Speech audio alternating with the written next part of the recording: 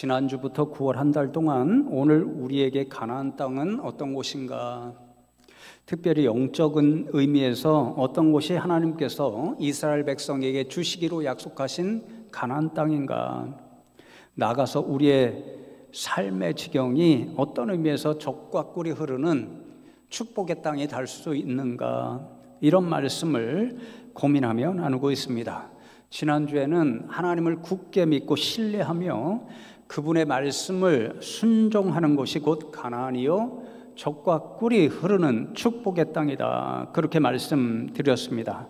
오늘은 본문 신명기 8장 말씀 기초에서 왜 광야인가, 이런 제목으로 우리 자신과 삶의 모든 지경을 광야처럼 여기며 살아가는 그곳, 그래서 겸손하게 광야에서 먹을 것과 마실 것을 주시는 하나님 없이는 살 수 없다는 사실을 깨닫고 고백하는 그 자리가 가나안이요 적과 꿀이 흐르는 복된 땅이다 하는 말씀을 함께 나누려고 합니다. 우리가 나누는 이 신명기 8장 말씀 1절로 20절 20절의 말씀이잖아요. 처음부터 끝까지 읽으면 한 가지 관통하는 하나님의 교훈이 있는데, 이스라엘 백성들에게 너희가 가나안 땅에 들어가도 40년 동안 살았던 광야의 삶을 결단코 잊지 말고 기억해라. 그래야 너희가 살아가는 가나안 땅이 적과 꿀이 흐르는 복된 땅이 될 수 있다, 그 말씀입니다. 여러분, 좀 이상하지요? 광야는 혹독한 장소입니다. 먹을 것도 충분하지 않고 마실 것도 부족합니다. 고난의 땅이고 연단의 땅이고 훈련의 땅입니다. 그런데 어떻게 그 광야 40년이 이스라엘 백성들이 들어가 살 가나안 땅을 적과 꿀이 흐르게 되는 그런 축복의 장소가 되도록 하는 기초, 토대가 된다는 말씀일까요? 제가 1절로부터 20절을 반복적으로 묵상하면서 두 가지 의미에서 그렇구나, 그런 사실을, 그런 교훈을 먼저 알았는데, 여러분에게 그 두 가지 교훈을 함께 나누면서 여러분도 여러분의 삶의 모든 지경을 적과 꿀이 흐르게 하는 광야, 그 의미를 기억하고 되새기는 오늘 이 시간이 되면 좋겠습니다. 첫 번째로, 하나님께서는 40년 광야 생활을 통해 겸손과 교만의 교훈을 깨닫게 하셨습니다. 겸손과 교만이라고 하는 이 교훈을 기억하게 하시는 장소가 광야였고, 광야에서 깨닫게 하신 겸손과 교만의 교훈을 가지고 가나안 땅에 들어가 살아야 그 땅이 적과 꿀이 흐르는 복된 땅이 될 수 있다, 그 말씀이죠. 신명기 8장 1절로 마지막 20절까지 읽어보면요, 반복적으로 우리는 하나님께서 이 겸손과 교만이라고 하는 이 두 가지를 비교해서 그 교훈을 깨닫게 하시는 것을 보게 됩니다. 한마디로 겸손하면 하나님께서 가나안 땅을 적과 꿀이 흐르는 복된 땅으로 만들어 주실 것이지만, 교만하게 되면 그 가나안 땅이 적과 꿀이 흐르는 땅이 아니요 심판과 멸망과 진노의 땅이 될 것이다, 이렇게 교훈하십니다. 여러분, 먼저 겸손에 관한 말씀을 한번 볼까요? 오늘 읽은 2절과 3절 말씀 다시 읽어드립니다. 내 하나님 여호와께서 이 40년 동안에 내게 광야길을 걷게 하신 것을 기억하라. 이는 너를 낮추시며 너를 시험하사 내 마음이 어떠한지 그 명령을 지키는지 지키지 않는지 알려 하심이라. 너를 낮추시며 너를 줄이게 하시며 또 너도 알지 못하며 내 조상들도 알지 못하던 만나를 내게 먹이신 것은 사람이 떡으로만 사는 것이 아니요 여호와의 입에서 나오는 모든 말씀으로 사는 줄을 내가 알게 하려 하심이라, 그렇게 말씀하죠. 16절 말씀에도 내 조상들도 알지 못하던 만나를 광야에서 내게 먹이셨나니 이는 다 너를 낮추시며 너를 시험하사 마침내 내게 복을 주려 하심이었느니라, 그렇게 말씀합니다. 여러분, 하나님께서 40년 동안 이스라엘 백성에게 살게 하신 광야는 어떤 목적을 위해서 살게 하셨다라고 말씀합니다. 그 이유를 3절에서 동일하게 말씀하지요. 낮추고 시험하시는 장소였습니다. 특별히 낮춘다는 말이 중요합니다. 낮춘다, 낮아지게 한다. 원어를 찾아보니까 사람의 처지를 아주 천하게 하다, 보잘것없이 형편하게 만들다, 형편없이 만들다. 그래서 누군가를 의지하며 살아갈 수밖에 없는 겸손한 존재가 되게 하다, 이런 뜻입니다. 그러니까 광야 40년 하나님께서 이스라엘 백성들을 그곳에 살게 하신 것은 그들로 하여금 낮아지게 하는 훈련, 겸손의 훈련을 하기 위함이셨습니다. 여러분, 왜 이 겸손의 훈련, 낮아지는 훈련이 필요했던 것일까요? 그 목적이 무엇이었을까요? 조금 전에 보면 2절에 이스라엘 백성이 하나님의 명령을 지키지 않는지, 지키는지 그것을 아시기 위해서 광야 40년 낮추는 훈련, 겸손의 훈련을 하셨습니다. 3절 말씀에도 유사하게 이스라엘 백성이 진정으로 살 수 있는 길은 하나님의 입에서 나오는 말씀임을, 그것을 깨닫게 하시기 위해서 40년 광야 겸손의 훈련을 시키셨습니다. 그리고 마지막 16절에 마침내 이스라엘 백성에게 복을 주시기 위해서 광야 40년 낮아지는 훈련, 겸손의 훈련을 시키셨습니다. 그러니 하나님께서 광야 40년 겸손의 훈련을 시키신 가장 중요한 목적은 하나님의 말씀대로 듣고 순종하며 살도록 하는 데 있었습니다. 그렇게 가나안 땅에 들어가서 낮추셔서 겸손하게 하셔서 하나님의 말씀을 들어야 가나안 땅이 젖과 꿀이 흐르는 복된 땅이 되게 하겠다라고 하나님이 말씀하시는 거예요. 성도 여러분, 우리 이야기 다 알죠? 지난주에는요, 하나님의 말씀이 그렇게 되리라고 확신하고 신뢰하고 믿어야 말씀대로 듣고 순종할 수 있다라고 말씀드렸습니다. 오늘 말씀은 또 한 가지, 우리가 어떤 때에 하나님의 말씀을 듣고 그대로 순종할 수 있는가? 낮아지고 겸손해야 된다라는 거죠. 낮아지고 겸손해야 하나님이 말씀이 들리고 순종할 수 있습니다. 아주 오래전에 제 부덕한 면을 들어서 여러분 예를 말씀드린 기억이 있는데요, 오래전의 일이니까 다시 한번 말씀드립니다. 제가 이제 학위를 가지고 신학교에 가서도 오랫동안 이제 후배들을 가르치기도 하고, 서울예대나 또는 한남대나 또는 연대나 이런 데 가서 일반 학생들도 가르치기도 했습니다. 여러분, 가르친다는 것은 학생들을 평가할 위치에 있다는 것을 의미합니다. 학생들을 평가해서 그 친구들의 실력을 판단하고, 그래서 A, B, C 뭐 이렇게 점수를 주는 거죠. 그 권세를 가지는 사람이 가르치는 사람입니다. 그런데 제가 참 어리석게도 그렇게 가르치고 평가하는 기준을 그대로 교회에 말씀 앞에 저도 모르게 가지고 있었던 것을 어느 한때 깨달았습니다. 우리 교회에 여러 후배 전도사님들 계시고 목사님들 계십니다. 그분들이 이 단에서 서서 설교할 때 마치 회중석에 앉아서 제가 평가자로 설교를 듣는 거죠. 그래, 후배 설교 잘해봐, 오늘 내가 제대로 평가해 줄게. 이런 생각을 가지고 제가 앉아 있을 때 어떤 일이 일어났을까요? 후배 교역자들이 전하는 말씀이 제 귀에 들려오질 않고 은혜가 되질 않습니다. 왜요? 평가자로서 오늘 저 친구 왜 저 말씀을 저렇게 준비했지? 제대로 한 구절 한 구절 주석보 연구 잘한 건가? 이런 생각으로 말씀을 듣고 앉아 있으니 그 말이 들리지가 않는 거죠. 어느 순간 그런 질문이 제 안에 생겼습니다. 야, 김 목사, 지금 내가 앉아서 듣고 있는 저 설교단에서 내 후배가 전하는 그 말이 후배 교역자 스스로의 말이냐, 아니면 하나님께서 그 입술을 이용하셔서 하나님의 말씀을 지금 내게 들려주고 있는 것이냐, 그런 질문이 생겼습니다. 여러분, 무엇이 답입니까? 설교자 사람의 말입니까? 아니면 설교자를 통해서 전해지는 하나님의 말씀입니까? 하나님의 말씀인 거죠.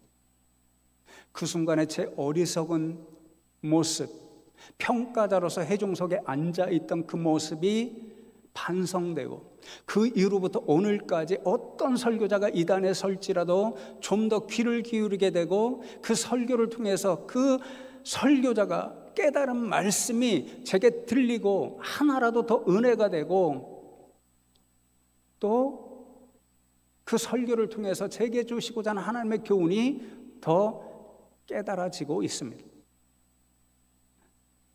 여러분, 그렇습니다.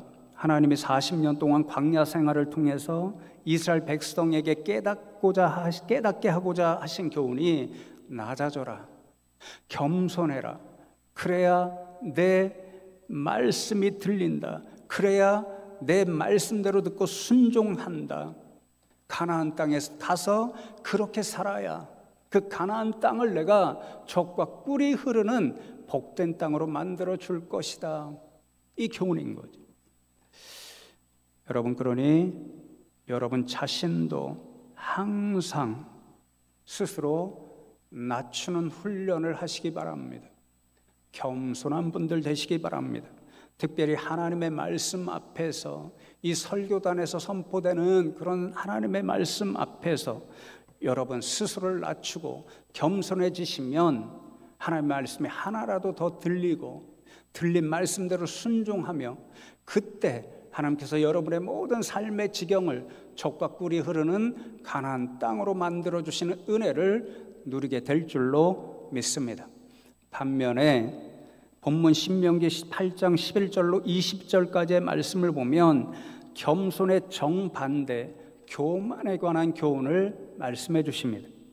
한마디로 교만하면 결국 망한다는 무서운 교훈입니다. 먼저 8장 12절로 14절까지의 말씀을 보시면 내가 먹어서 배부르고 아름다운 집을 짓고 거주하게 되며 또 내 소와 양이 번성하며 내 은금이 증식되며 내 소유가 다 풍부하게 될 때에 내 마음이 교만하여 내 하나님 여호와를 잊어버릴까 염려하노라. 여호와는 너를 애굽 땅 종되었던 집에서 이끌어내시고, 그렇게 말씀하죠. 하나님이 지금 이스라엘 백성들을 향하여 가지고 계신 큰 염려가 있습니다. 지금 이제 광야 끝자락, 이제 모압 평지, 바로 하나님 약속하신 가나안 땅이 보이는 그곳에 있잖아요. 하나님이 약속하신 가나안 땅으로 이스라엘 백성들을 들어가게 하시고, 그곳에서 이제 다음 주에 늦은 비와 이른 비를 제때 내려주셔서 밀과 보리와 또 포도나무 같은 곡식, 또 과일도 풍성하게 거두게 하시고, 또 풀이 나게 하시고 마실 물을 주셔서 이스라엘 백성들이 기르고 있는 가축들이 많아지고 젖도 풍요롭게 얻을 때, 잘 살게 될 때 어떤 일이 나타날까 봐 걱정하시죠. 교만하게 되어서 하나님을 잊을까 크게 염려합니다. 사실 이 염려하신 대로 앞으로 되잖아요. 여러분, 참 이상하지요. 이스라엘 백성이 애굽에서 건짐을 받은 것도 자신들 스스로 된 것 아닙니다. 하나님께서 해주신 것입니다. 홍해를 건넌 것도 하나님이 해주신 것입니다. 광야 40년을 먹고 살은 것도 하나님이 해주신 것입니다. 가나안 땅에 들어가는 것도 하나님이 주신 것입니다. 그곳에서 이른 비와 늦은 비를 내리시는 분도 하나님이십니다. 잘 살게 하신 것 하나님이십니다. 근데 잘 살게 되면, 그러면 하나님 감사합니다, 이렇게 감사하고 찬송하며 살아야 될 것인데, 왜 교만해져서 그 하나님을 잊어버리게 될까 봐 염려하고 계시는 것일까요? 가만히 생각해 보면 그게 사람들의 연약한 본성이기 때문에 그렇습니다. 여러분, 믿는 우리 아니어도 세상 사람들도 이 인간의 본성을 너무도 많이 경험하고 또 이야기하는 소리를 많이 듣습니다. 어떤 분이 사업이 처음에는 어렵습니다. 고생합니다. 남들에게 그러면 큰 소리 낼 수 없죠. 저절로 작아지죠. 겸손해지죠. 그런데 어느 순간 사업이 잘 됩니다. 속된 말로 돈 맛을 압니다. 돈이 많습니다. 돈이 권세이죠. 힘이 되죠. 그러면 목소리가 커지죠. 어떻게 합니까? 저 사람 먹고 살만해지니까 목에 힘이 들어가네.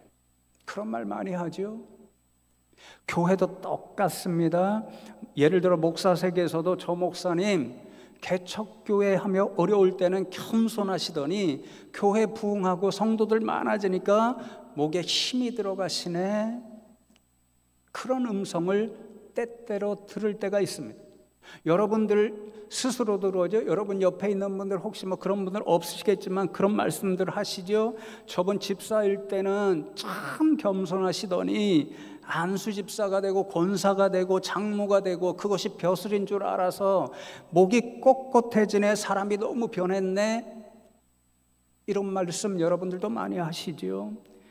하나님이 이것을 염려하십니다. 우리 인생의 본성이 이런 거지요.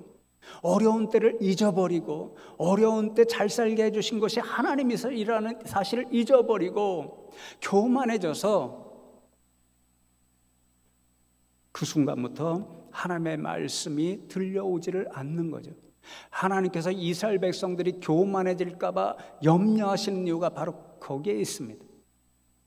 교만해지면 하나님의 말씀이 들리지 않고 결국 하나님으로부터 진노와 심판의 대상, 멸망의 길로 가게 되는 거죠.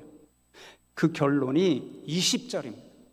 8장 1절로부터 이제 10절까지 겸손에 대한 주된 교훈이 끝나고 11절로부터 정반대 이제 교만에 대한 교훈이 이어지면서 교만하면 어떻게 되는가 마지막 총결론이 20절입니다. 무슨 말씀입니다. 제가 읽어드립니다. 여호와께서 너희 앞에서 멸망시키신 민족들같이 너희도 멸망하리니 이는 너희가 너희 하나님 여호와의 소리를 청종하지 아니함이니라.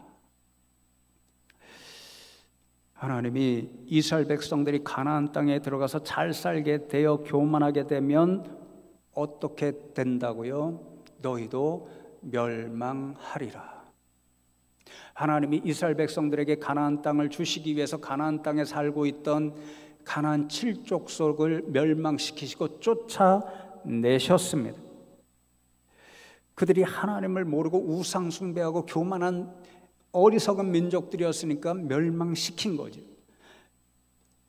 그런데 이스라엘 백성들이 똑같이 교만하게 되면 가나안 7족속처럼 하나님께서 이스라엘 백성도 멸망시키실 것이라는, 그러니 가나안 땅이 적과 꿀이 흐르는 땅이 되지 않고 고난과 심판과 죽음의 땅이 될 것이라는 무서운 말씀인 거죠. 여러분, 왜 교만하면 이렇게 멸망으로 달려가는 지름길이 될 수밖에 없을까요? 하나님 말씀하셨죠. 이는 왜냐하면입니다. 왜냐하면 교만의 일이 왜 멸망의 지름길이 되느냐? 그 이유는 너희가 너희 하나님 여호와의 말씀을 소리를 청종하지 아니함이니라. 그 이유 때문인 거죠. 교만하면 하나님의 말씀이 들리지 않고 그러면 하나님 말씀대로 순종하지 않으니 결국 멸망의 지름길이 된다는 거예요. 여러분, 교만하다는 뜻이 무엇입니까? 내가 남보다 낫다는 뜻입니다. 광야에 들어가서 잘 살게 되니까 내가 잘난 것 같고, 그러니 하나님보다 내가 더 잘난 것 같고 하나님의 생각보다 내 생각이 옳은 것 같고, 그러니까 하나님의 말씀이 들리겠어요? 안 들리죠. 제가 여교에서 설교하는 모든 말씀들을 들으면서 여러분이 내가 너보다 똑똑하거든, 너보다 훨씬 더 하나님의 말씀에 대해서 정통하거든, 네가 지금 전하는 것보다 내 생각이 옳거든, 그러면 여러분 생각 가운데 절대 제가 전한 한 말씀이 들리지 않습니다. 깨달아지지가 않습니다. 그러니 여러분, 이스라엘 백성들이 가나안 땅에 들어가서 그렇게 교만해지니까 하나님 말씀을 잊고 하나님 존재를 잊고 결국 하나님 대신에 자신들 눈에 좋아 보이는 가나안 족속들이 섬기는 우상에게로 달려가죠. 우상 숭배자가 되어버리죠. 그러니 결국 교만으로부터 시작해서 하나님의 말씀을 잊고 하나님 존재를 잊고 우상을 찾고, 그러다 보니까 하나님 진노의 대상이 되고 하나님 심판을 받고 가나안 땅이 죽음의 땅으로 변하여 버립니다. 그러니 교만은 멸망의 길이고 죽음의 길입니다. 겸손이 사는 길입니다. 겸손으로 해야 하나님의 말씀이 들리고 순종하고, 그때 하나님이 여러분 발무시리는 모든 삶의 지경을 족과 꿀이 흐르는 땅으로 변화시켜 주실 줄로 믿습니다. 그러니 겸손하여서 하나님 말씀대로 듣고 하나님 말씀대로 사시는 분들 되면 좋겠습니다. 둘째, 하나님께서 얼마나 정말 정교하신 분인지 모릅니다. 이렇게 겸손하면 사는 길이고 교만하면 망하는 길이잖아요. 두 번째 어떤 교훈을 주시냐면요, 40년 광야 생활을 통해 교만해지지 않고 겸손해질 수 있는 한 가지 지혜를 8장에서 말씀해 주십니다. 17절과 18절 말씀을 보시면, 그러나 내가 마음에 이르기를 내 능력과 내 손의 힘으로 내가 이 재물을 얻었다 말할 것이라. 내 하나님 여호와를 기억하라. 그가 내게 재물 얻을 능력을 주셨음이라. 이같이 하심은 내 조상들에게 맹세하신 언약을 오늘과 같이 이루려 하심이니라. 그렇게 말씀합니다.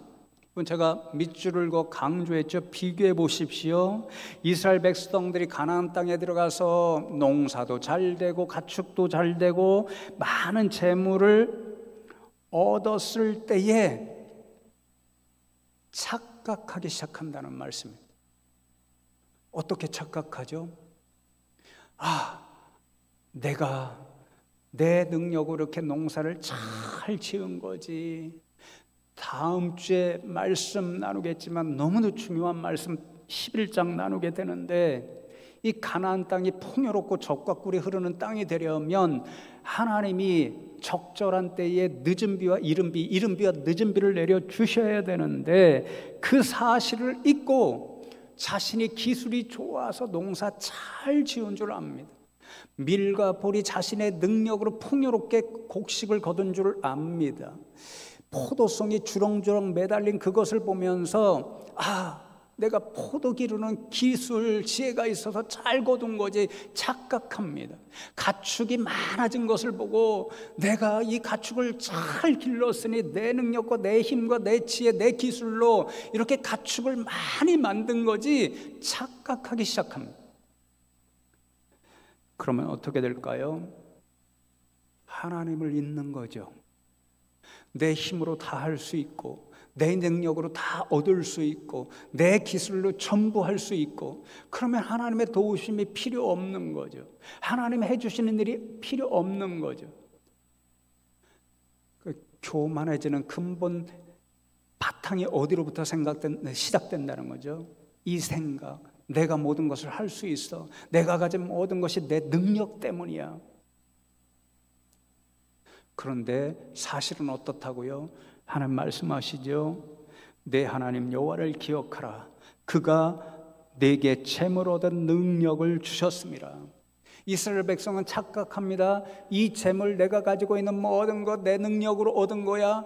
착각이라는 거죠. 착각하지 말라는 거죠. 그건 내 스스로 얻은 게 아니라는 거죠. 하나님이 주신 것이라는 거죠.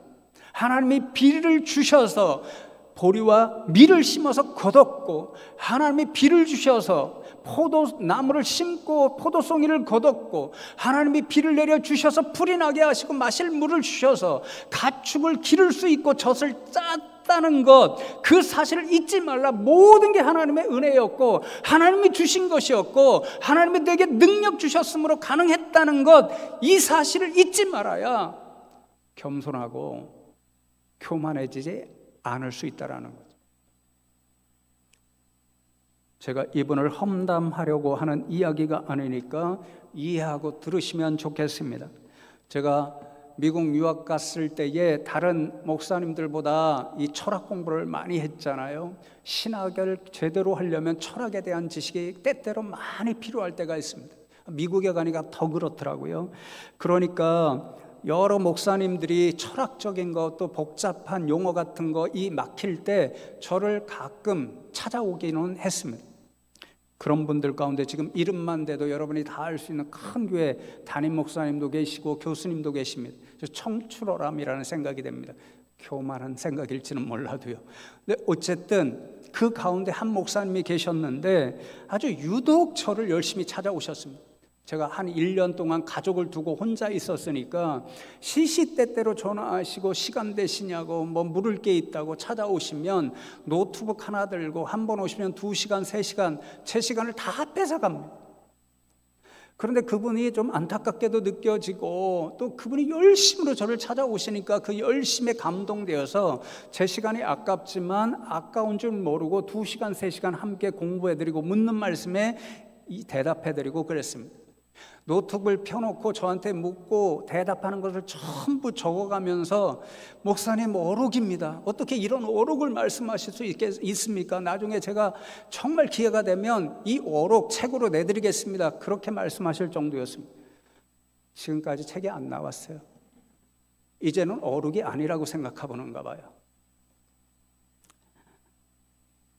그렇게 몇 달이 흘러갔습니다. 그 목사님과 제가 여러 수업을 같이 들었는데 특별히 한 수업이 특별했습니다. 왜냐하면 몇 분이 안 들었어요. 찬양대 한 줄 정도 되는 분들만 수업을 같이 들었으니까 다 이야기하고 뭐 하는 것을 알게 되잖아요. 근데 이 수업에 지도하시는 분이 매주 일주일에 2번 수업이 있었거든요. 매주 매 시간마다 거의 쪽지 시험을 치렀습니다. 앞에 한 10분 동안 쪽지 시험을 반드시 치렀습니까? 한 20번 이상을 쪽지 시험을 치른 거예요. 아주 괴로웠습니다. 쪽지 실험을 치르면 다음 시간에 반드시 빨간 걸로 다 적고 해서 채점을 해서 10점부터 몇 점까지 이렇게 채점을 해서 돌려주십니다. 옆에 계신 목사님이 다 시험 점수 보고 이제 또 묻는 거죠. 왜 어떻게 답을 적어야 되냐, 이 문제의 의도가 뭐였냐, 뭐 이런 식으로 또 저에게 물으십니다. 몇 달이 그렇게 지나다 보니까 나름 실력이 많이 늘으셨습니다. 딱 한 번 어느 날 쪽지 시험에서 저보다 1점인가를 더 받으셨습니다. 그 표정이 얼마나 기뻐하시던지. 그때부터 제가 씁쓸했습니다. 저에게 전화하는 횟수가 줄어들더라고요. 찾아오시는 횟수가 급격하게 줄어들더라고요. 얼마 지나서는 전화도 한 통 없고 아예 찾아오지도 않더라고요. 정말 씁쓸했어요. 근데 오늘 말씀에 비춰보니까 그분이 아주 교만하다 이 말이 아니고요. 가만히 생각해 보니까 그런 생각이 들었을 것 같아요. 이제 충분하다. 내가 점수도 김현수보다 조금 많이 맞았고 이제 후부터는 나 혼자 충분히 할 수 있어. 내 능력으로도 될 수 있어. 이렇게 생각했으니까 저를 잊고 저를 더 이상 필요로 하지 않은 거겠지요. 유사하게 지금 하나님은 그것을 염려합니다. 이스라엘 백성들이 가나안 땅에 들어갑니다. 하나님의 은혜로 이른 비와 늦은 비를 통해서 밀과 보리 또 포도 결실을 풍성히 얻고 가축을 많이 갖게 되어서 잘 살게 되니까 그것이 자신의 능력으로 얻은 것인 양 착각하기 시작합니다. 그러면 하나님을 잊는 거죠. 그 모든 것이 하나님이 주신 것이라는 사실을 잊는 거죠. 하나님이 주신 능력 때문에 가능했다는 것을 잊는 거죠. 이른 비와 늦은 비를 주신 하나님의 은혜였다는 것을 잊는 거죠. 그러면 교만해지고, 그러면 자신의 생각, 자신의 능력이 오르니까 하나님의 말씀이 들리지 않고 순종이 되지 않고, 그러면 결국 멸망의 길로 달려가고 마는 거죠. 그러니 여러분, 생명의 길, 겸손의 길로 끝까지 나아갈 수 있는 방법, 멸망의 길, 교만해져서 하나님을 잊고 엉뚱한 길로 달려가지 않는 방법, 우리 안에 지금 내가 누리고 있는 모든 것들, 오늘도 찬양하면 좋겠지만 내가 누리고 있는 모든 것들이 당연한 것 아니라 은혜였소. 지난주에도 찬양하고 오늘도 또 찬양하냐? 이래서 제가 준비 안 했습니다. 어쨌든 지금 누리고 있는 모든 것들이 당연한 것 아니고 내가 얻은 것 아니고 하나님 주신 것이요 하나님의 은혜임을 우리가 잊지 않고 기억할 때 우리는 겸손히 오늘도 내일도 하나님 주시는 생명 다하는 그날까지 그렇습니다. 하나님 은혜 없이는 저는 살아갈 수 없는 나약한 인생입니다. 그런 겸손한 사람들이 되어 하나님 말씀이 더 은혜롭게 들릴 것이고 하나라도 더 순종하게 될 것이고 그때 하나님께서 여러분의 삶의 모든 진격과 영적인 건강 상태를 족과 꿀이 흐르는 가나안 땅으로 변화시켜 주시는 그런 은혜를 맛보는 여러분들 다 되시기를 주님의 이름으로 축복합니다.